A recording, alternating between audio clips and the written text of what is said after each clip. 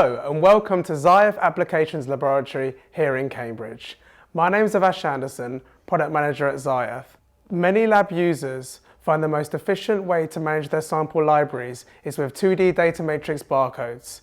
Today I'm going to show a full-step process where we retrieve samples from the freezers, add them to an inventory system, search that inventory system, create a pick list, pick the tubes using our Mohawk, create a destination rack and then scan it with our Mirage scanner, and then add that destination plate back into the inventory system. So let's retrieve a rack from our freezer. If the rack is iced up, we recommend our deicing method, which uses an ethanol bath. Ethanol is poured into the plastic box and a sponge is submerged in the ethanol. Be careful not to use too much ethanol, we just want enough to just cover the surface of the sponge. We can then press the rack down onto the sponge to remove the ice, and then press the rack down onto the dry sponge to remove the excess ethanol. We can then place it onto our DP5 Mirage and then run a scan. I'm using our inventory system samples to manage the data. Our DP5 Mirage is integrated with our sample software. You can use any inventory system on the market. Many of them, there are already drivers written for our scanners. Or you can use our DP5 software to produce an output format and then upload it into your inventory system. Most commonly, this would be an Excel or CSV, but our DP5 software offers 8 other export options. So let's run a scan in samples using our DP5 plugin for the Mirage. So let's click the scan button.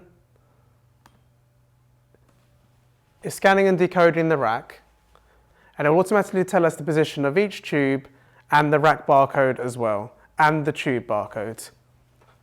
So let's add in some information for this rack.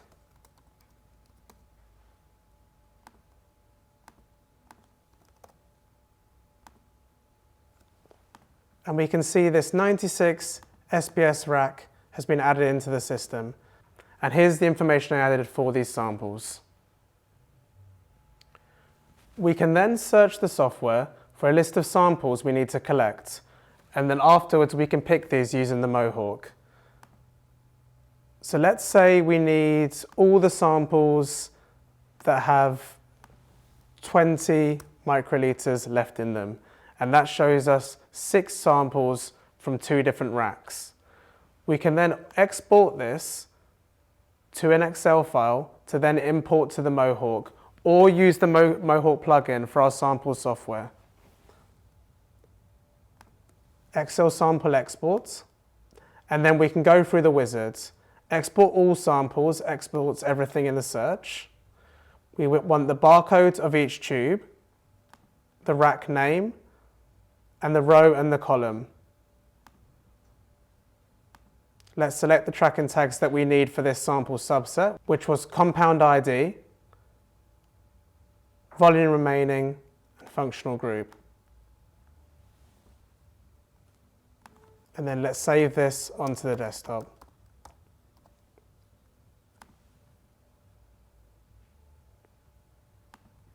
So let's have a look at that pick list. I've stored a Mohawk pick list in my document, so let's open that up to look at it. By going Documents, Mohawk Work List, and we can open up the file. It contains the tube barcode of each individual tube, the rack barcode, and then the row and column, so the location of each tube, and then some of the tracking tag information for these samples.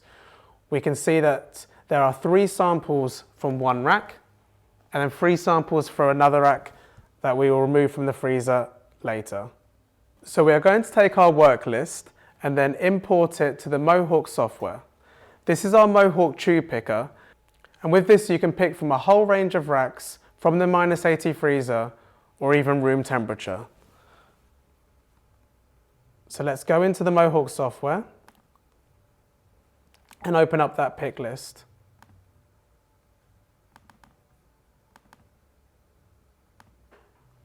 We can see that there is 3 tubes from this rack and 3 tubes from this rack.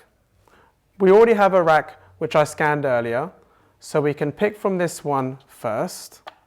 Let's take the lid off, place it onto the Mohawk, and it will automatically identify which tubes need to be picked. And that's the 3 tubes from the rack ending in 504. Let's pull out a destination plate. And then let's take these 3 tubes and start filling up this rack.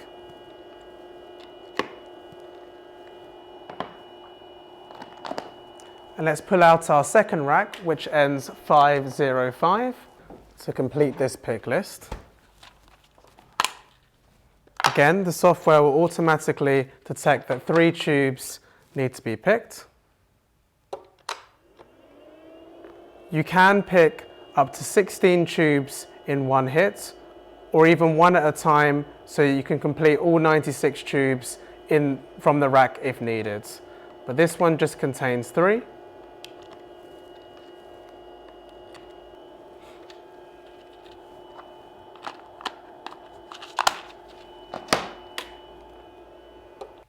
We now have our destination plate, and we can scan within the Mohawk software to confirm that we have selected the right tubes. We can hit the finish button, and we can see the 6 tubes that we in theory should have picked.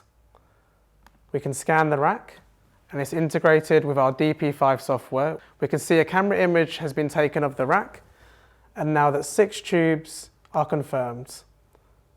And the 6 tubes have been placed in positions A7 to A12 within the rack. We can now generate a report. So let's hit yes, and then save a report file.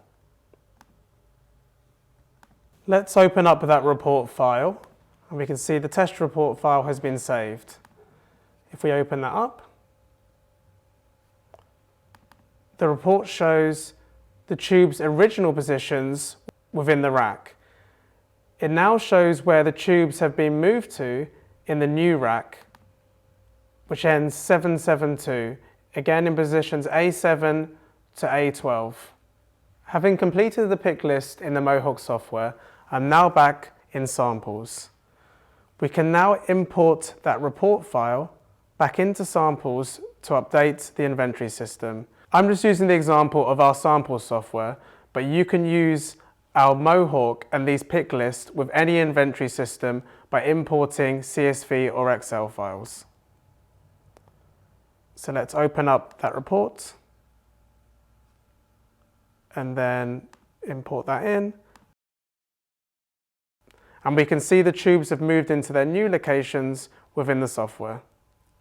We also have a couple of optional extras for the Mohawk. We have the low profile lid adapter for low volume tubes of less than 0.5 ml. And we have the release plates for Brooks acoustic tubes and tubes that are locked within the rack. I hope you found this video useful. And for more information on any of our products, please visit our website at www.ziath.com. And please subscribe to our YouTube channel for more videos like this.